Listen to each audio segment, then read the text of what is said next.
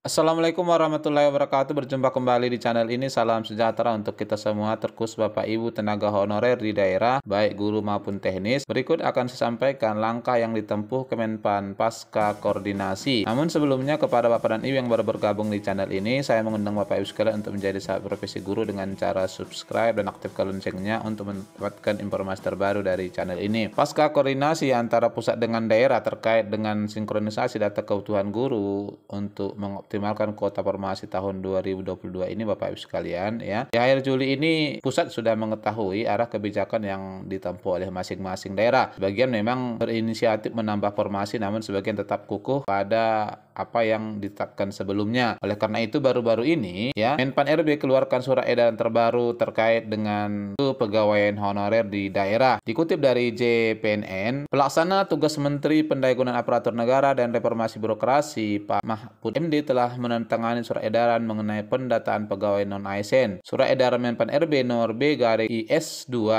IM tertanggal 22 Juli tujuannya untuk mewujudkan kejelasan status karir dan kesejahteraan honorer bersangkutan. Hal itu sesuai dengan PP nomor 49 tahun 2018 bahwa setiap instansi pemerintah harus melakukan penataan pegawai non-ASN di lingkungan instansi masing-masing. Surat edaran itu juga sebagai tindak lanjut SE Menpan RB nomor B185 tertanggal 31 Mei 2022 tentang status kepegawaian di lingkungan instansi pemerintah pusat dan daerah. Disebutkan honorer yang telah bekerja di lingkungan instansi pemerintah sesuai dengan PP Manajemen P3K pasal 99 ayat 2 menyebutkan bahwa pegawai non-PNS dalam jangka waktu paling lama 5 tahun bisa diangkat menjadi P3K apabila memenuhi persyaratan sebagaimana diatur dalam PP ini, kata Pak Mahfud. Untuk pemetaan honor ini, Pak Mahfud MD meminta para PPK melakukan langkah-langkah sebagai berikut. Yang pertama ini, Bapak Ibu sekalian, melakukan inventarisasi data pegawai non-ASN atau honorer sesuai dengan ketentuan dan menyampaikan data dimaksud ke Badan Kepegawaian Negara paling lambat 30 September 2022. Yang kedua, penyampaian data honorer harus disertai dengan surat pertanggungjawaban mutlak atau SPTJM yang ditandatangani oleh PPK. Ketiga, perekaman data honorer harus menggunakan aplikasi yang telah disiapkan oleh BKN. Dan yang keempat, bagi PPK yang tidak menyampaikan data pegawai non-ASN sebagaimana tersebut pada huruf A, B, dan C dianggap dan dinyatakan tidak memiliki honorer. Yang kelima, selanjutnya untuk kelancaran pemetaan data honorer agar PPK berkoordinasi dengan BKN dalam pelaksanaannya. Nah, terkait ini Bapak Ibu sekalian, maka langkah berikutnya barangkali yang dilakukan daerah adalah pemetaan kembali. Bapak Ibu akan kembali, ya, diminta oleh daerah untuk memverifikasi data-data terkait dengan data-data kepegawaian, baik itu mengenai ijazah maupun data yang berkaitan dengan masa aktif bekerja di daerah. Nah, Deputi Bidang Sistem Informasi Kepegawaian BKN Pak Suharman membenarkan soal surat edaran pendataan honorer tersebut. Saat ini BKN masih menyiapkan sistem pendataan pegawai non-ASN yang berlaku baik untuk honor K2, non K2, pegawai tidak tetap atau PTT maupun istilah lainnya. Pendataan honor ini merupakan amanat Menpan RB berlaku untuk seluruh honorer tanpa terkecuali. Ini akan menjadi database baru honorer pungkasnya. Nah, barangkali ini Bapak Ibu sekalian, ya, informasi terbaru terkait dengan pendataan dan perekaman data honorer di seluruh daerah yang diminta sesuai dengan surat edaran terbaru dari Kemenpan RB. Semoga bermanfaat. Wassalamualaikum warahmatullahi wabarakatuh.